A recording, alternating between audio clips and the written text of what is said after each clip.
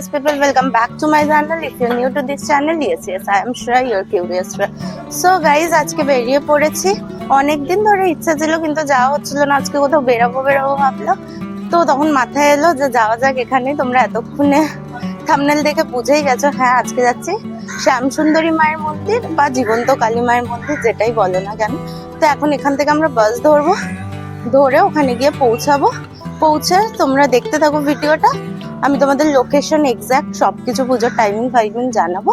তো চলো এখন যাই, তারপর গিয়ে তোমাদের সাথে ওখানে কথা বলছি।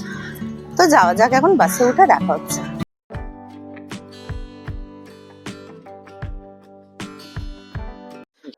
সো কিউরিয়াস, এখন আমি বাস থেকে নেমে পড়েছি। তো চলো আগে তোমাদের এক্সাক্ট রাস্তাটা বুঝিয়ে দিই, তারপর আমরা মন্দিরের দিকে যাব।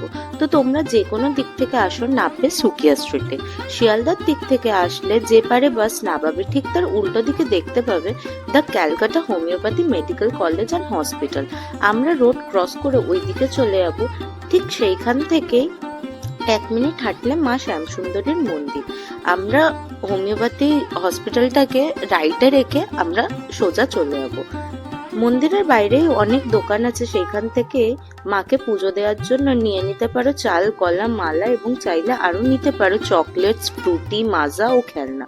মায়ের মন্দিরে চকলেট, মাজা এই জিনিসগুলি দিয়ে পুজো দেওয়ার কারণ মা এখানে পূজিত হন 5 বছরের বালিকা হিসেবে। তাই এই মন্দিরের অম্বুবাচীও পালিত হয় না এবং বলিরও কোনো রীতি নেই। মাছ মাংস পুরোপুরি নিষিদ্ধ। শ্যামসুন্দরী মায়ের ঠিক পাশে আছেন জগন্নাথ দেব, শ্রী বলরাম এবং মা সুভদ্রা।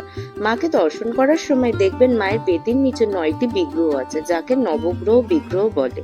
অনেকের অনেক সমস্যা থাকে নিজের ব্যক্তিগত, তাই এই মন্দিরের পুরোহিতরা বলেন 28টি শনিবার যদি গিয়ে মাকে দর্শন করা হয়, পুজো না দিয়েও শুধু দর্শন করলে সব সমস্যা দূর হয়ে যাবে। এবার আমরা মন্দিরের সেই ইতিহাস জেনে নেব, যেই কারণে মা যে জীবন্ত বোঝাই যায়। অনেককাল আগে অমাবস্যার তিথিতে মা শ্যামসুন্দরী মন্দিরে তখনকার যিনি পূজারী ছিলেন বাজারে গিয়েছিলেন অমাবস্যা পূজার বাজার করতে।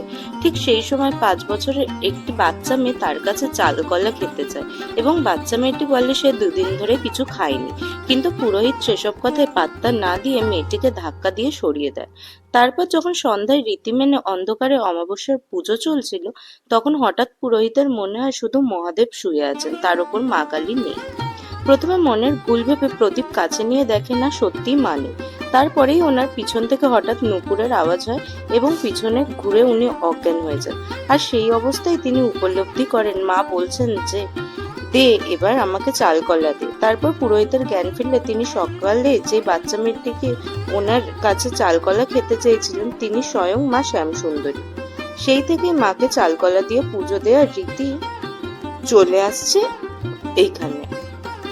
এবার আমরা মায়ের অঞ্জলিটা দেখে নেব। তো চলো এবার আমরা মায়ের অঞ্জলিটা দেখে নিই, তারপর আবার তোমাদের সাথে কথা বলছি।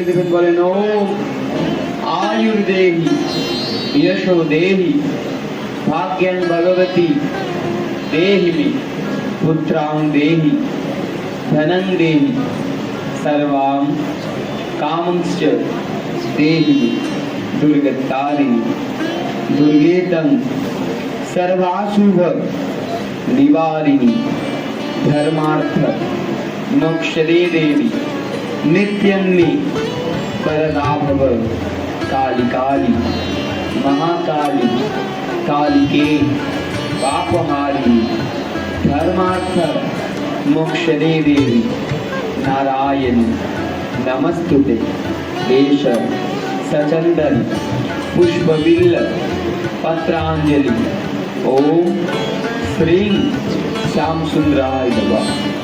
কেউ শুধু বললে চলবে না, আমরা ঝুড়ি পাঠাবো, ঝুড়ির মধ্যে দেবেন আস্তে আস্তে।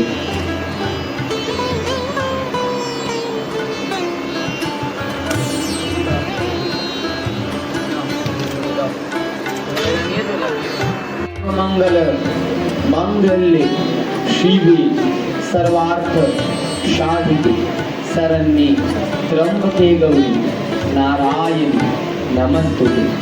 আপনাদের সবার যা যা মনের বাসনা মাকে সবাই মন করে আপনি জানাবেন। অঞ্জলি দেওয়ার পর পাশেই চলে গেছিলাম মহাদেবের দর্শন করতে। কিউরিয়াস পিপল, এখন মন্দির তোমাদের অল্প দর্শন করালাম আর অঞ্জলিটা দেখালাম। দেখি এখন আমরা মন্দির থেকে বেরিয়ে একটু রাস্তায় এসেছি। তো তোমাদের যেরকম দেখালাম সামনেই তোমরা ডালা কিনতে পেয়ে যাবে, আর বাদ বাকি সবকিছু তোমাদের পরে বলছি, আপাতত ভিডিওটা পুরো দেখো। তো সামনেই ডালা ফালা পেয়ে যাবে, অঞ্জলি দিতে পেরেছি একদম সামনে থেকে তোমাদের জন্য ভিডিও করতে পেরেছি, এটার থেকে বড় আর কিছু হয় না। তো মায়ের মুখটা এতটাই সুন্দর, আর সত্যি কথা বলতে অনেকদিন ধরে আসবো ভেবেও আসা হচ্ছিল না।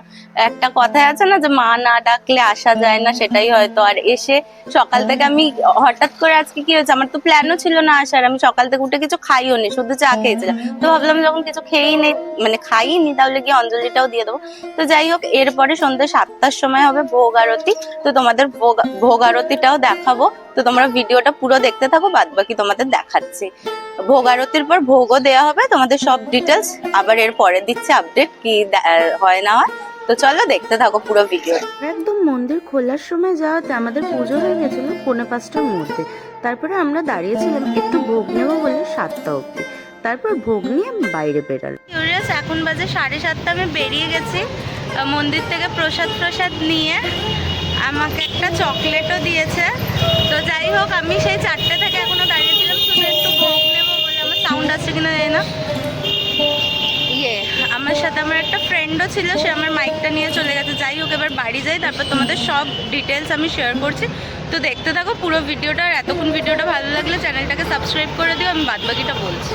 কিউরিয়াস, আপাতত বাড়ি চলে এসেছি। তো তোমাদের যেমনটা বললাম, আগে একটু রেস্ট নিয়ে নিই। যাই হোক, তো তোমাদের যেমনটা বললাম যে আমি বাড়ি এসে কথা বলছি, তো আগে তোমাদের ঝটঝট টাইমিংটা বলে দিই। তো মন্দির খোলা থাকে হচ্ছে সকাল 8টা থেকে দুপুর 1টা, তারপর 1টা থেকে বিকেল 4টে অবধি বন্ধ থাকে, আবার খোলে বিকেল 4টে থেকে রাত্রিবেলা 8টা অবধি। সব থেকে বড় কথা হচ্ছে দুবেলায় ভোগ দেওয়া হয়। তোমরা সকালবেলা গেলে ওই 12টা থেকে ভোগ দেওয়া হয়, রাত্রিবেলা গেলে সন্ধ্যে 7টা থেকে ভোগ দেওয়া হয়। কারণ মায়ের নাকি ওখানে আদেশ যে মায়ের যেই ভক্তরাই আসুক কেউ যেন অভুক্ত না যায়, সেই জন্য দুবেলায় ভোগ দেওয়া হয়। আর এক্স্যাক্ট লোকেশনটা তো আমি তোমাদের দেখিয়ে দিলাম, আর ম্যাপ লোকেশন আমার ডেসক্রিপশনে দেওয়া থাকবে, তোমরা ওখানে গিয়ে দেখতেই পারো। আর এই এত সুন্দর মন্দির, আর সব থেকে বড় কথা যারা দেখছো আমি তাদের বলবো, মন্দিরের যে কজন মানে ভলেন্টিয়ার থেকে শুরু করে যতজন সেবায়েত আছে, তাদের ব্যবহার খুবই ভালো, মানে নো ডাউট খুবই ভালো। তো আমি বলবো তোমরা একবার যাও, ঘুরে আসো, আর বাদ বাকি ডিটেলস আমি ডেসক্রিপশনে দিয়ে দেবো। তো এই হচ্ছে মন্দির খোলা থাকার নিয়ম। তোমরা চাইলে চকলেট, ফ্রুটি, মাজা যা ইচ্ছা দিয়ে তোমরা মাকে পুজো দিতে পারো। তো যা ইচ্ছা দিয়ে তোমরা মাকে পুজো দিতে পারো।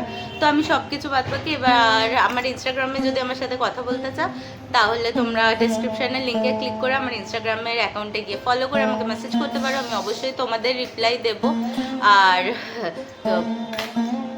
ব্যাপারটা হচ্ছে আমি এতক্ষণ দাঁড়িয়েছিলাম ওখানে, আমি পৌঁছেছি হচ্ছে 4:05, আর এখন বাজে 8টা। তোমার আমার হাতেই ঘড়ি আছে, আমি আবার দেয়ালে দেখছি। যাই হোক, তো আমি এখন 8টা বাজে জাস্ট বাড়ি এলাম। আমি শুধু অল্প একটু ভোগের জন্য দাঁড়িয়েছিলাম যে আবার কবে যাওয়া হবে না হবে এই ব্যাপার। তো এই ছিল ভিডিওটা যদি ভালো লেগে থাকে তাহলে চ্যানেলটাকে সাবস্ক্রাইব করে দিও, আর ভিডিওটাকে লাইক করে দিও। আমার আরও মন্দিরের ব্লগ আছে, ডেসক্রিপশনের লিঙ্কে ক্লিক করে দেখতে পারো। তো চলো টাটা, দেখা হচ্ছে নেক্সট ভিডিওতে।